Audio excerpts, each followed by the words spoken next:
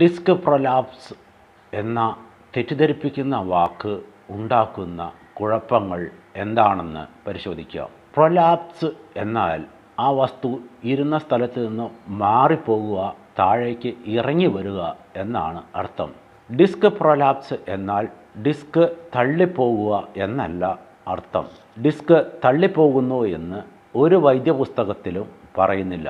ഡിസ്കിന് 3 ഭാഗങ്ങൾ ഉണ്ടെന്നും അതിൻ്റെ നടുഭാഗത്തുള്ള ന്യൂക്ലിയസ് പൾപ്പോസിസ് എന്ന ഭാഗം കഷ്ണങ്ങളാകുകയും അതിൽ നിന്ന് ചില കഷ്ണങ്ങൾ പുറത്തേക്ക് വീർക്കുന്നതുമായിട്ടാണ് വൈദ്യപുസ്തകങ്ങളിൽ പറയുന്നത്.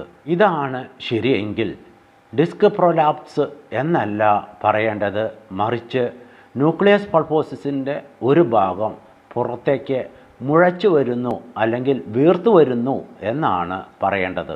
ഡിസ്കിൻ്റെ നടുഭാഗത്തിൻ്റെ ഒരു ഭാഗം പുറത്തേക്ക് മുഴച്ചു വരുന്നു എന്നതിന് പോലും വേണ്ടത്ര ശാസ്ത്രീയ തെളിവുകൾ ഇല്ല.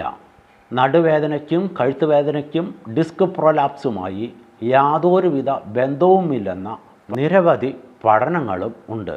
ഡിസ്ക് ബൾജ് ചെയ്യാതിരിക്കാനുള്ള തടസ്സങ്ങളെയും സംരക്ഷണ കവചങ്ങളെയും കുറിച്ച് അടുത്ത വീഡിയോയിൽ പറയുന്നതാണ്.